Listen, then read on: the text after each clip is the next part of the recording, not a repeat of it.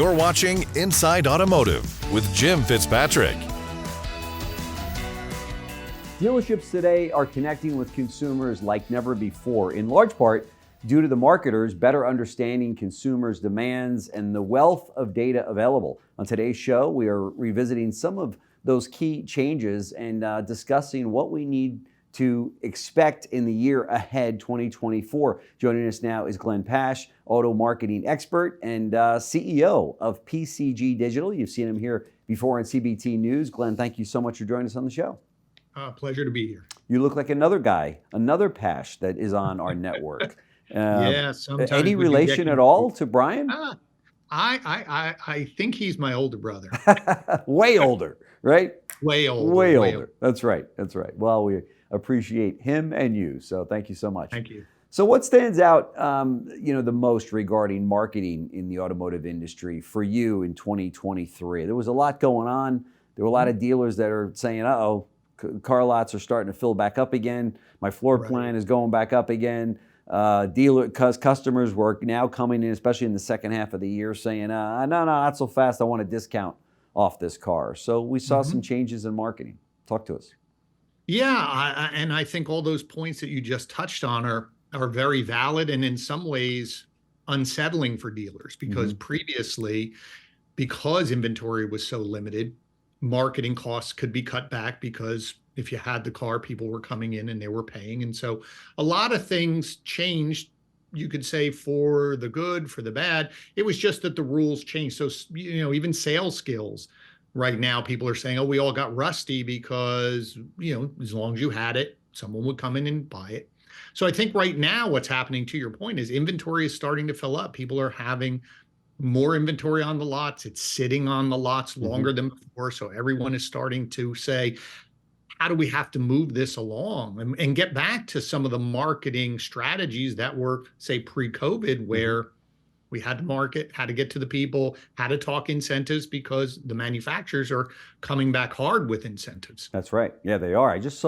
I passed the dealership a little while ago and it said 0% for 60 months. So they are starting to realize, and I shouldn't say starting, they've been realizing that interest rates had a pretty big impact on car sales in the last year or more. And they got to address this, and obviously that's a subvented program by a manufacturer. But that's a word that the dealers got to get out, and the manufacturer 0% for 60 months, pretty good, right? Well, I think so. I think the rules have just gotten back to changes, and you have to have the right marketing partner to pivot and come to you with some of these strategies. That's right. To really think about it, because things are moving fairly quickly. You need to have someone who can help you get that right message out to the right people. But to your point now is all of these incentives are coming out again, and people are going to think, I can get a discount on everything. And so we mentally have to prepare when they come in the store, but we have to market what is our value prop. I think the biggest key moving forward for 2024 is dealers cannot discount all of that brand equity that they built up over the course of the past couple years when they didn't maybe have that specific vehicle, but they were selling cars based on how we're going to take care of you. This is our process. This is who we are. This is how we're going to treat you. What we can't do now is just say, okay, that's not important anymore, and just market incentives and think that's going to win long term. That's right. That's right. I would agree. What do you see as the primary challenge dealers will face in the new year with regard to marketing?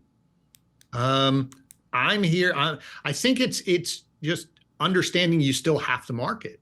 There are some dealers who are worrying because of next year's election cycle. So where is my marketing going to go? Is my marketing going to get bumped for political ads? Rates are up. If they come down a little bit?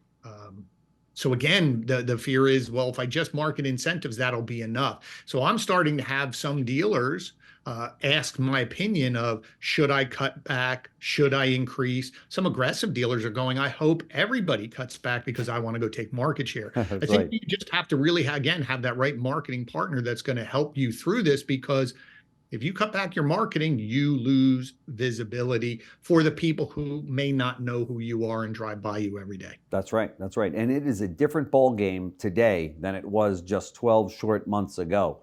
Now that these vehicles are back in a big way, I think the average day supply is some 59 days right now across the country. That's entirely different than it was a year ago, and then of course it was really different than it was 2 years ago. So it's going to be a little bit of a shift. So yeah, and to your point earlier, you mentioned something in the intro about data. yeah, We have so much data. I think we almost sometimes get to the point where we have too much data yeah, that people get overwhelmed with it and don't realize what they need to do. And I think where next year is going to be important is you have to understand all of the phases of marketing. I recently posted an article on LinkedIn that said, stop calling it a funnel, because the idea sometimes with marketing is what goes in and what comes out. yeah, Now, funnel by its true nature means everybody comes out, and they don't. But if we only look at the output, we just keep adding more in the top instead of looking at each phase and say, where did they get hung up? yeah. Be it sales, be it marketing, so that you can make these strategic decisions versus just spending in spite of yourself. And I think, again, to your point, moving forward, mastering that data, understanding it, and then be able to communicate to your teams, be it vendors or internal, what that means and how we improve to push more people through the different stages. For sure. What are successful marketers doing right now to prepare for 2024? We are having conversations with our clients to talk to them about their whole marketing mix, not just what we potentially handle on the digital side, because we need to understand, are they embracing OTT or television or radio or what I'll call offline marketing? Because that's where some of the exposure is to getting bumped by political advertising when election comes. Again, depending on your state, you might be in a state where there's not a Senate election and it's only just presidential. So again, some of them are saying, I need to go in and lock this in right now. So now that's part of their budget. And then in terms of conversations is being more strategic to, again, double down on retention, because we need to keep the people that currently bought from us or are in our ecosystem. We need to hold on to them. That's right. As well as strategically going out and with your offers. And I think understanding it, going back to what I talked about, the different phases, really understanding where you have been marketing and what has been working. Just because you get people to raise their hand or submit a lead doesn't mean that you sold them.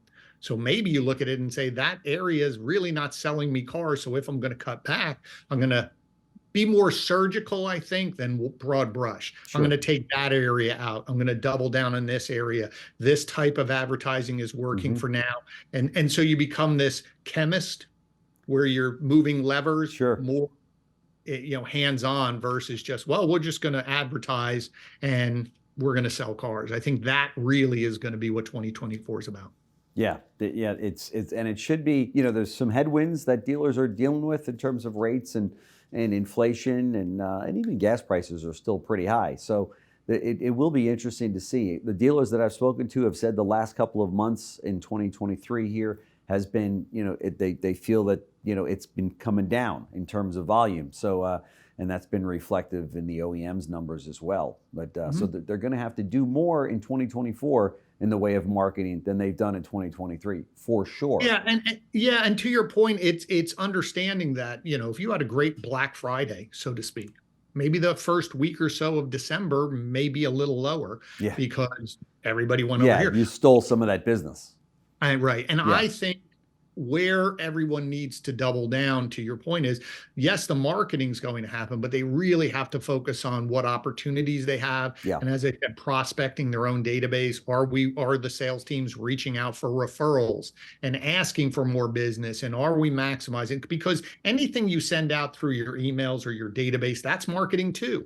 So who's looking at that? What are we saying? What are we offering? Because I think that's where you're going to win, because if people on the front end coming in are going to say, I have a lot of options. One, again, as I said earlier, you have to market why they should do business with you. So I got to keep them there. But really, you need those people that are already in your ecosystem to stay with you and not be pulled to that other dealer down the block. That's right.